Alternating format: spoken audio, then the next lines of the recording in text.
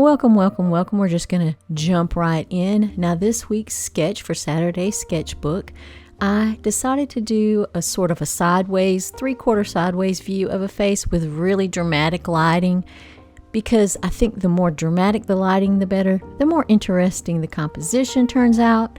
I am using my Ohuhu black fine liners, and I'm going with the largest one first for the eyes. He has very dark eyes, but he also has a few highlights in his eyes. So I'm using a size 8. I think it's a 08 size. It's one of my larger ones, so that I can fill that in quickly. I want to get it filled in quickly, and I want it to look extra dark. And I noticed that the larger the nib of the pen is, then the darker it seems to be the ink when you put it on there. The smaller the nib or tip, whichever one you want to call it, I don't know, whatever you want to call it. It's a nib, it's a tip, the tip of the pen. The smaller it is, the lighter the black seems, because of course it's a smaller dot. So think about that whenever you're choosing the size of your markers. If you're going to do this stippling technique, I love the stippling technique, but it does take, this was 5 hours worth of filming that I reduced to less than 20 minutes. So yes, the stippling technique takes a lot of time, but it's very meditative. It's very relaxing. The things that you want to think about are the size of the tip of your pen.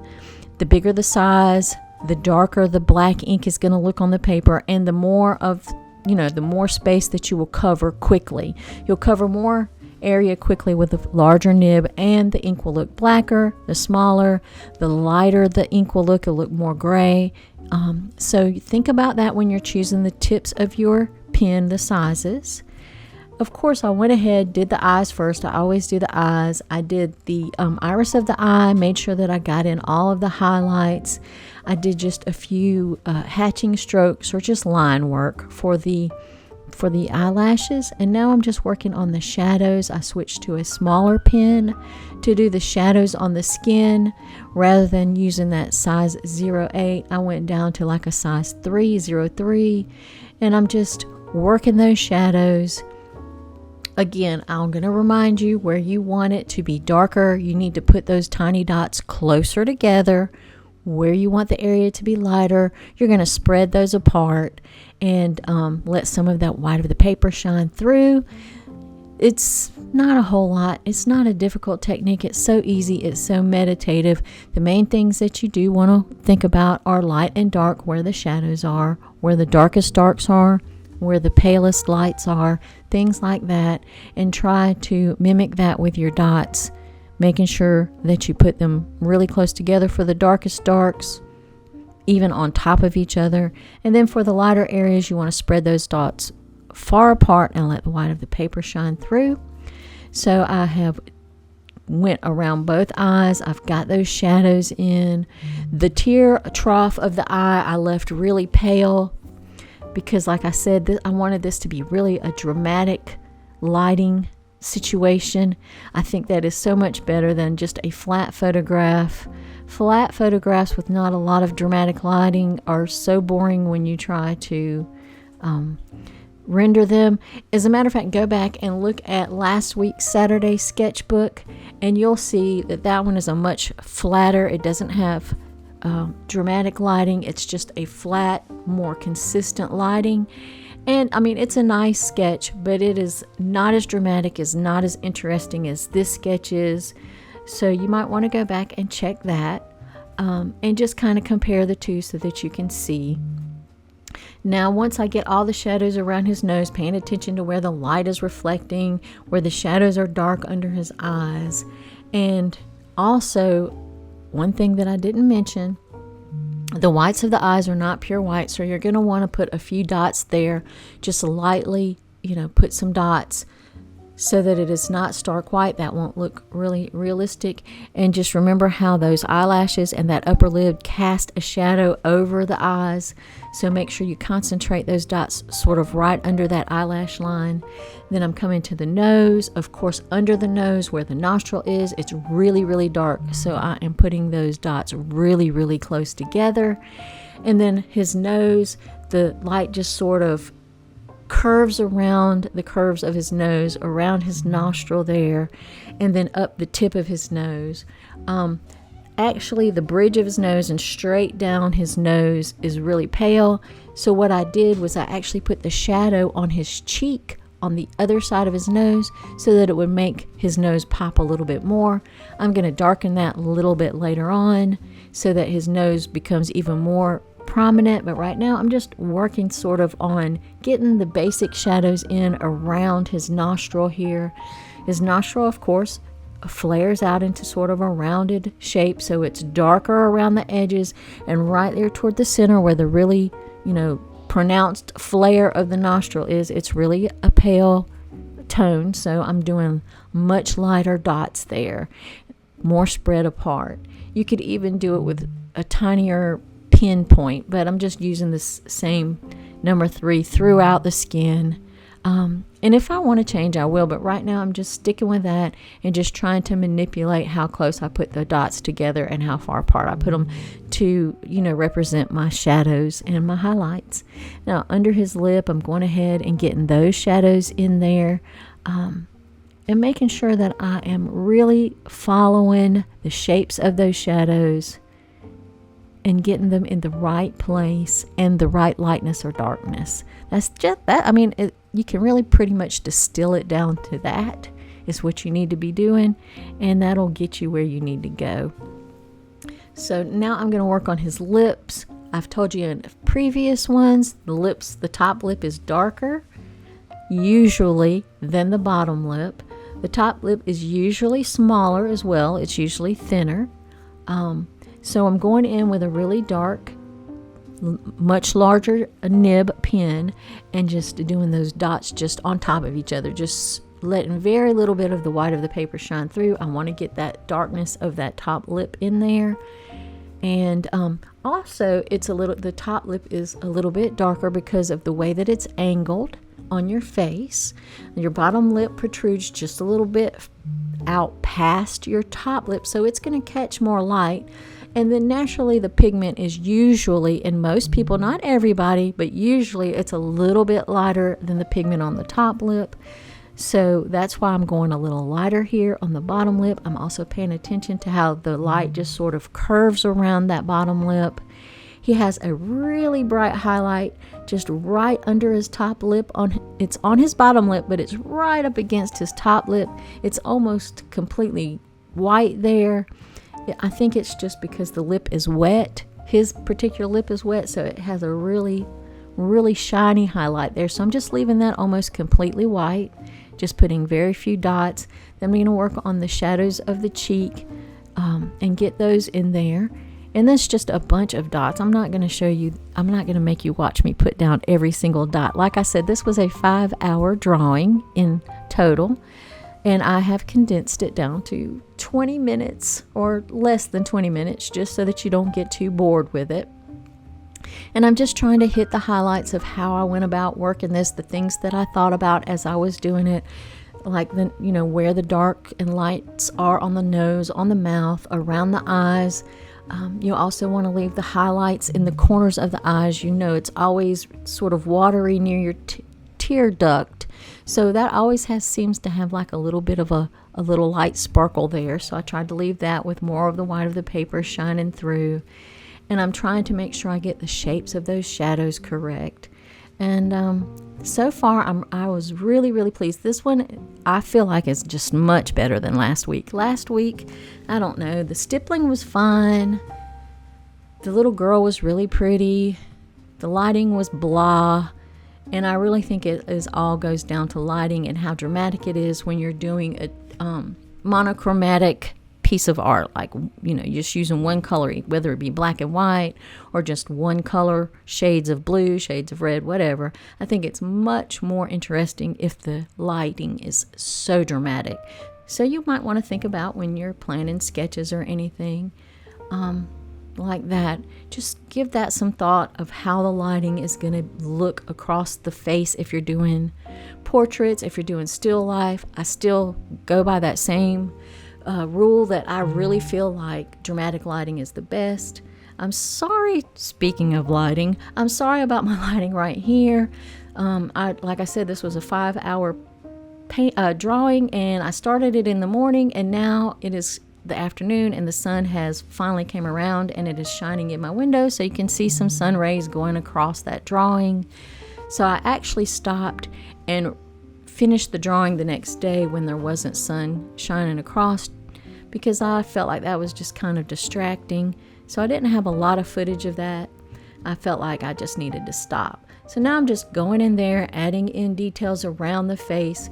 At this stage, I'm sort of comparing the shadows to each other, seeing where I need to darken those up. Wherever I need to darken those up, I'm just going ahead and adding more dots. And now I'm just doing some hatch marks for his hair. And it's not a lot of hair. I'm just doing some strands just to indicate that there's some hair up there. He has a really dark shadow across his forehead from his hair, so I'm going ahead and putting that in. I also went to a little bit bigger of a pencil tip, I got pencil on the brain, pen tip, just to make that darker.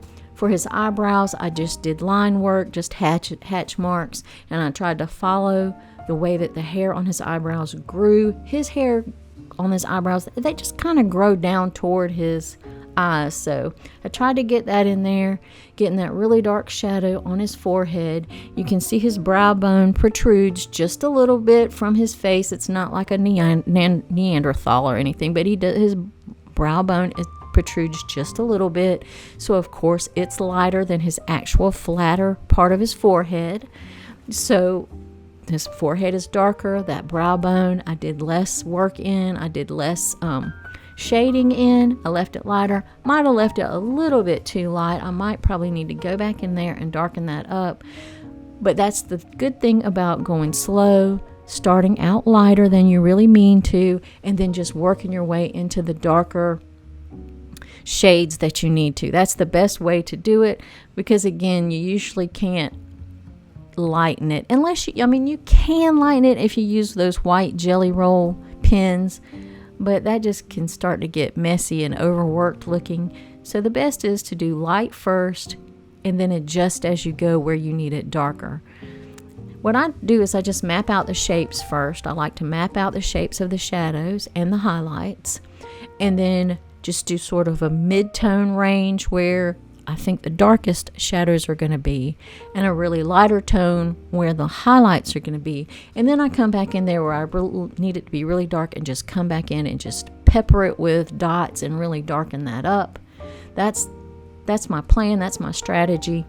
Everyone has a different strategy. There are as many strategies in the world as there are artists. So you do you do it the way that it makes sense to you. For me, that's how it makes sense, and it keeps me from going too dark too fast, so that I don't have to come back with like a white jelly pen and try to fix something, because like I said, that can look overworked and messy, and it just kind of takes away from the cleanness.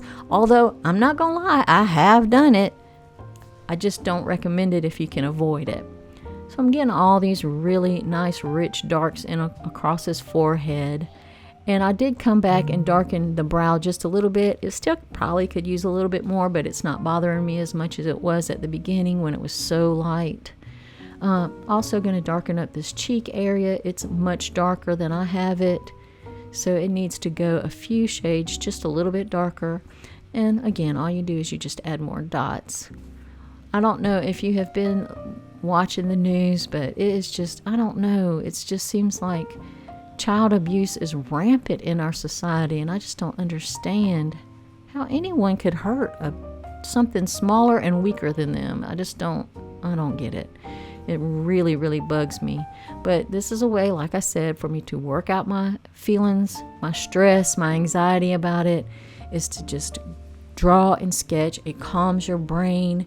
It focuses you on something other than the bad stuff, and it really helps you relax, bring your blood pressure down, all the things, or at least for me it does.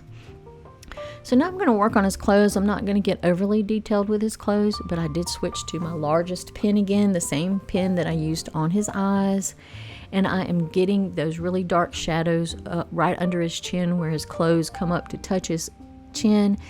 Notice how that really dark black dots contrast with his chin and make his chin really pop. That's always a good device that artists can use. If they want to showcase something, they can always put it up against something much darker, and that darker object, that darker markings, whatever you want to call it, will make that area, the lighter area, pop out. So that is contrast. It's called contrast. Anytime you want to bring attention to an area, you'll either want to do it with color, high contrast. You could also do it with shape, or with size, things like that. But for this, we're doing it with a high contrast. We're doing really dark against really light, and that brings attention to that area. And of course, where the clothes are, being hit with light, I'm just doing that a lot lighter with the dots a lot farther apart. And I didn't mean to put this much detail in his clothes, but I kind of like it because the heaviness of his clothes are a good contrast for the fine dots on his skin. So I kind of like it. At first I was like, but I kind of like it now. So I'm just working in those shadows, getting those in there where the folds and the creases in his little shirt are. And I don't want it to be like too many details. I'm just basically trying to get in the shapes of the darkest shadows, and then coming back in with some light dot work for the lightest areas. I'm not going into a lot of depth, like going from dark to light with the midtones and the halftones and all that. I'm not doing that. I'm basically sticking to very stark tones, either dark or light in his clothes. And it almost creates like a pattern instead of clothes.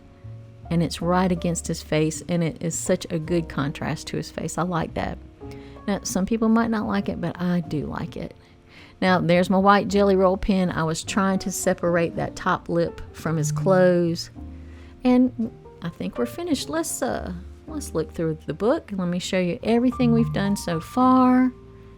And I hope that you've enjoyed this. I want to shout out to my patrons for being members of my Patreon. I appreciate y'all so much. And don't forget, we're having a floral. We are having pigments and petals, or petals and pigments floral challenge starting this Monday. It's for anybody in my Patreon, free members and paid members alike. So maybe y'all could come join that. And I would love to have you in it. It's just a 5-day challenge. We're just going to explore some different mixed media with florals, for some floral painting. And again, it's free for anybody that is my Patreon, and that is both free members and paid members. And there we go. Thank you for watching. I hope all of your art adventures are successful.